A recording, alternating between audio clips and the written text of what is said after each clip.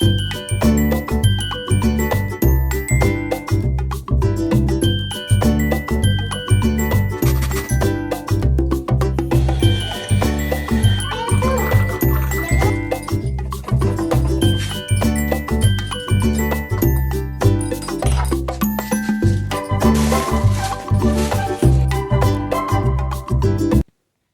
Guys, welcome and welcome back to my channel. तो मेरे channel का नाम है लक्ष्मी की रसोई और मैं आप लोगों के साथ शेयर करती हूँ अपना डेली रूटीन। तो यहाँ ना मैं आज आपके साथ शेयर करने वाली हूँ अपना संडे का दिन। तो बस यहाँ पे सुबह उठ के हमने चाय पी लिया था। उसके बाद मैं बना रही थी ब्रेकफास्ट में गोभी के पराठे। तो यहाँ सबसे पहले ना मैंने गोभी को नमक के पानी में ना थोड़ा सा हल्का सा गर्म पानी में उसको थोड़ी देर के लिए डाल दिया था, जिससे ये क्या होता है ना, कोई भी उसमें कीड़े वगैरह रहते हैं तो निकल जाते हैं। और उसके बाद भी मैं उसको ना निकाल के अच्छे से चेक करके तब मैं उसे ना ऐसे ग्रेट करती हूँ। तो बस यहाँ पे मैंने गोभी को ग्रेट कर लिया था। उसके बाद में मैं क्या करती हूँ, ये ऐसे मुझसे ना हाथों से निचोड़ती नहीं है, तो मैं किसी भी कॉटन के कपड़े में इस तरह से उसको डाल के अच्छे से ना निचोड़ लेती हूँ। तो इससे क्या होता है, जब हम पराठे बनाते हैं ना तो इसमें कोई भी ऐसे गीलापन नहीं रहता है, तो पराठे ना बहुत अच्छे बनते हैं। तो यहाँ पे देखिए मैंने ना सारा पानी इसका निकाल लिया है और ये पानी मैं अलग ना उसमें डाल देती हूँ पौधे में। तो बस यहाँ पे देखो ये ना निचोड़ने के बाद कुछ इस तरह की हो जाती है, बिल्कुल सूखी सूखी सी बनती है और इससे ना पराठे बहुत अच्छे बनते हैं।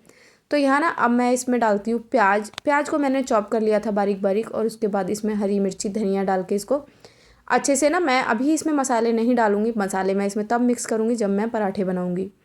तो अभी ना बस मैं इसकी जो बेसिक सी तैयारी है वो करके रख दूँगी। जैसे इसमें इसका जो ये मिक्सचर है ना, ये बना के रख दूँगी। इसमें नमक मिर्ची अगर डाल के मैं रखूँगी तो ये जब तक मैं पराठे सेकना शुरू करूँगी ना, इसमें ना पानी निकलने लगता है। तो बस मैंने यहाँ पे ना इसमें 2 से 3 हरी मिर्च भी काट ली थी साथ में। ज़्यादा मैंने इसमें नहीं डाली है क्योंकि बच्चे सारी निकाल के साइड कर देते हैं। उसके बाद इसमें धनिया मैंने डाल दिया था काट के। तो बस यहाँ पे ना इतना सारा काम करके मैं बना रही थी थोड़ा सा जूस। तो यहाँ पे ना जूस बना रही थी मैं गाजर का, चुकंदर और साथ में आंवला। तो मैंने यहाँ पे ना बच्चों को निकाल के दिया था कि वो कह रहे थे हमें ना टेस्ट करना। वो वैसे पीते नहीं है, तो यहाँ पे मैंने आंवला डाला था, जिससे ना जूस क्या होता है, थोड़ा सा खट्टा हो जाता है। तो बच्चों ने ले तो लिया था, लेकिन जैसे ही एक एक सिप उन्होंने मारा तो तुरंत कहने लगे कि हाँ ये खट्टा है। पहले तो कह रहे थे बहुत अच्छा बना, लेकिन फिर वो कहने लगे बहुत खट्टा है, हमें ये अच्छा नहीं लग रहा है।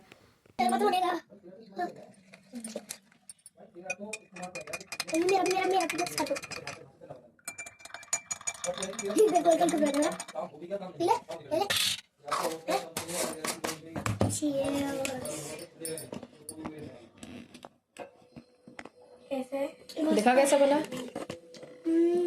कैसा बना है,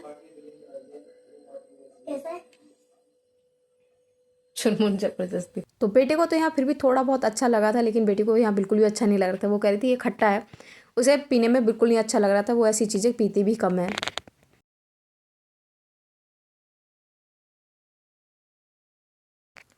और यहाँ ना ये कुछ भी करे उसमें इसको अपनी मस्ती ज़रूर ढूंढनी होती है। तो यहाँ जूस पीते पीते बोल रहा था कि पापा के साथ हम इसमें ना प्रैंक करते हैं, मैं पापा को ही पिलाऊंगा तो पापा को ये बहुत खट्टा लगेगा।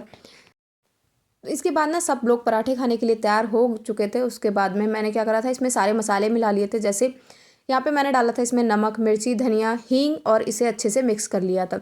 अब क्या है, अब ना मैं पराठे सेकने लगूंगी और सब लोग साथ साथ ना खाते रहेंगे। तो इसको क्या है, अच्छे से मिक्स करना है, ऐसा ना हो कहीं पे नमक ज़्यादा हो जाए या मिर्ची ज़्यादा हो जाए। सारे को मैंने अच्छे से हाथ से मिक्स कर लिया है, क्योंकि स्पून से ना अच्छे से मिक्स नहीं होता है। तो यहाँ पे मैं अब बनाने लगी थी पराठे। तो पहले ना मैं गाय का एक प्लेन पराठा ऐसे सेक देती हूँ या रोटी सेक देती हूँ। पहल की जो होती है ना, कहते हैं ना पहल की तवे पे पड़ी हुई रोटी खानी नहीं चाहिए। तो मैं क्या करती हूँ, एक रोटी हटा के पहले सेक के रख देती हूँ। उसके बाद मैंने पराठे बनाने शुरू करे थे। और देखिए इस तरह से जब हम ये फिल करके इसको बंद करते हैं ना, तो पराठे हमारे ज़रा भी नहीं फटते हैं। तो बस यहाँ पे देखिए बहुत अच्छा सा पराठा बन गया था और बिल्कुल भी ये नहीं फट रहे थे। तो यहाँ पे मैं सेक रही थी से सारे पराठे।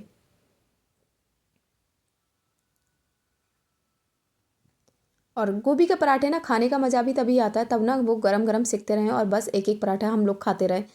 तो यहाँ पे मैं सेक रही थी और साथ में ना बच्चों को दे रही थी। बच्चे क्या करते हैं, या तो दूध के साथ खा लेते हैं, अगर उन्हें दूध नहीं पीना तो वो सिंपल ऐसे ही हरी चटनी के साथ ना पराठे खा लेते हैं, क्योंकि वो दूध पी चुके होते हैं पहले ही।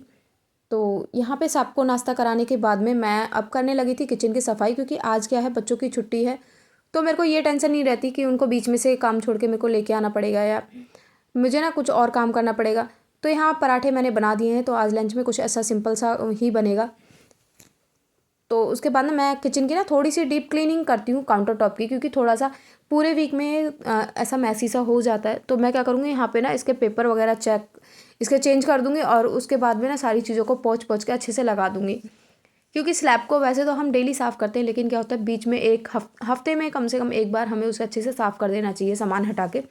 तो बस यहाँ पे मैं सारा सामान हटा रही थी और एक एक करके इसको पोंछ के अलग रख रही थी। तो यहाँ इस मग में ना, ये होली वाला मग है जो गिफ्ट में एक आया था, तो इसमें ना एक कैंडल रखी हुई है जिसको जलाने पे ना बहुत अच्छी खुशबू आती है। तो बस मैंने उसे उठा के ना सामने रख लिया ताकि मुझे याद रहे कि इसको जलाने का, याद नहीं तो ये ऐसे ही रखी रहेगी। तो यहाँ पे इसके अंदर ये एक मेरे पास पहले ना बच्चों के कपड़ों के एक रैक आती है, वो थी, वो ये अलग अलग पार्ट में मैंने 2 जगह पे रखी हुई है ये। क्योंकि अब मैं इसमें कपड़े कुछ रखती नहीं थी, तो ये ऐसे ही पड़ी हुई थी, तो मैंने यहाँ पे इसको रख के इसमें सामान रख लिया है। और इसमें ना मैं जो ये पेपर बिछाने वाले होते हैं ना, मैं कुछ भी ऐसे ख़रीद के इसमें कुछ नहीं बिछाती हूँ। सिर्फ ऐसे जो या पन्नी ये होते हैं ना, पन्नी आते कपड़ों की, वो या काट के बिछा देती हूँ उल्टी करके, क्योंकि उल्टी तरफ से ना प्लेन ही होते हैं।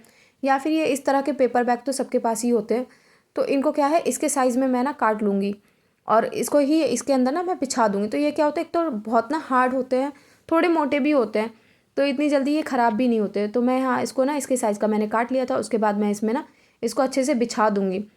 तो यहाँ पे ना इसमें मेरे ना कुछ टिश्यू पेपर या छोटा छोटा सामान रहता है एक बास्केट में, और इसमें एक बास्केट में मैं रख देती हूँ अपने इस थोड़े चीज़ें, जैसे कि इलायची पाउडर, सौंफ है, कलौंजी है और राई है, क्योंकि इन चीज़ों की ज़रूरत ना पड़ती रहती है। और इसके लिए तो ऐसी जो छोटी छोटी चीज़ें होती हैं ना, मैं बस उसको ना हैंडी रखना चाहती हूँ ताकि मुझे जब ज़रूरत पड़े तो मैं फटाफट से लेके डाल दूँ।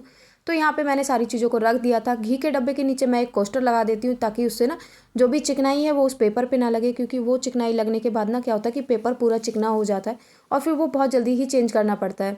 तो थोड़े से उसकी वजह से मैं उसके नीचे ना कोस्टर लगा के छोड़ देती हूँ, लगा देती हूँ, तो चिकनाई कहीं भी फैलती नहीं है। उसके बाद मैं धीरे धीरे सामान एक एक करके हटाते जाऊँगी और ना सब साफ़ करते जाऊँगी। तो यहाँ पे ना गैस को भी आज मुझे अच्छे से साफ़ करना था। तो यहाँ सबसे पहले में ना मैं विम बार लेके उसको इस तरह से ना स्क्रब से स्क्रब कर देती हूँ, ताकि ना इसके जो बर्नर के आसपास ना ये काले पड़ जाते हैं तो ये अच्छे से छूट जाए। लेकिन इसके क्या है, थोड़े बहुत ही छुटते हैं और उसके बाद मैं जैसे ही दोबारा गैस ऑन करती हूँ तो ये काले पड़ जाते हैं।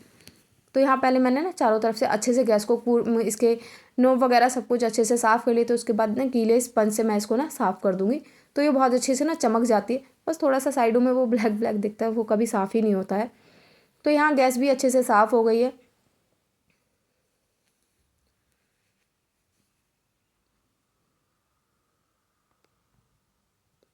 और इसमें ना ज़्यादा हमें टाइम भी नहीं लगता है। मेरे को इसमें लगा था आधा घंटा, मेरे को लगा था, और पूरी किचन मेरी ना एकदम साफ़ हो गई थी।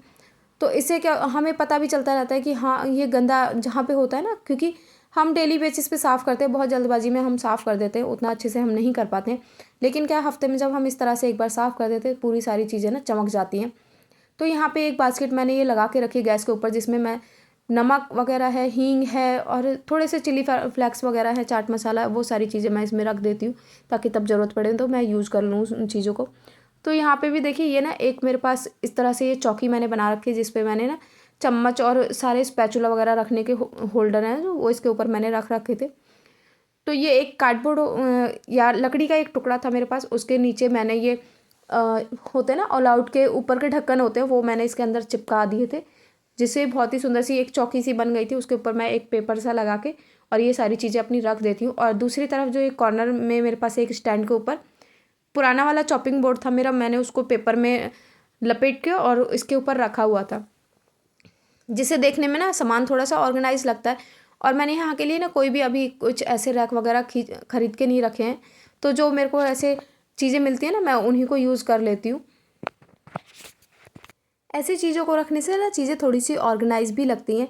तो यहाँ एक और बास्केट मैंने सिंक के ऊपर लगाई हुई है, सिंक के साइड में है थोड़ी सी, तो इसमें थोड़ी सी ऐसी चीज़ें रखी होती हैं, जैसे पीताम्बरी है, थोड़े से कपड़े हैं हाथ पोंछने वाले, वो सारी चीज़ें मैं इसमें रख देती हूँ। और एक लक्ष्मण रेखा रहती है, जैसे गर्मियों में चींटी आ जाती है तो उसे खींचने से ना कोई भी चींटी वगैरह नहीं आती है, कॉकरोच वगैरह भी नहीं आते हैं।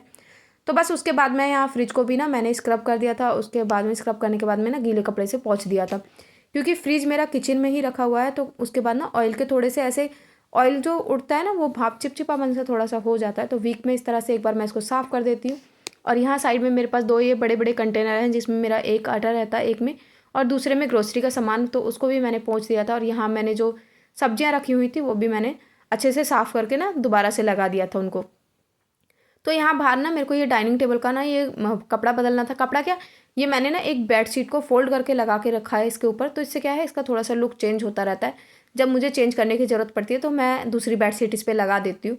तो बस यहाँ पे मैंने इसको साफ़ करके, पहले इस पर जो प्लास्टिक लगी हुई थी उसको साफ़ कर लिया था। उसके बाद में मैंने उसको उतार के अच्छे से दूसरी चादर मैंने इस पर ना बिछा दी थी। तो ये भी मैंने जो ये कपड़ा है ना, मतलब एक सिंगल बेडशीट का है, तो ये मैंने खुद से बनाया हुआ है। इसको मैंने इसके ऊपर लगा दिया था, ऊपर से मैंने प्लास्टिक इसको डाल दी थी। इसके ऊपर ना प्लास्टिक लगाने से फ़ायदा ये रहता है कि जब भी बच्चे इस पर कुछ खाते हैं ना, तो वो चीज़ें ना इसके ऊपर कपड़े के ऊपर नहीं लगती हैं, और ना ये ख़राब भी नहीं होती जल्दी सी। तो बस प्लास्टिक से तो इसकी सेफ्टी रहती है, दूसरा बच्चों से बहुत ज़्यादा सेफ रहती है। तो यहाँ एक साइड में मेरे पास ना पेटी रखी हुई थी, जिसको मैंने इस तरह से कवर कर दिया है कपड़े से, क्योंकि वो इस तरह रखी हुई ना यहाँ पे अच्छी नहीं लग रही थी।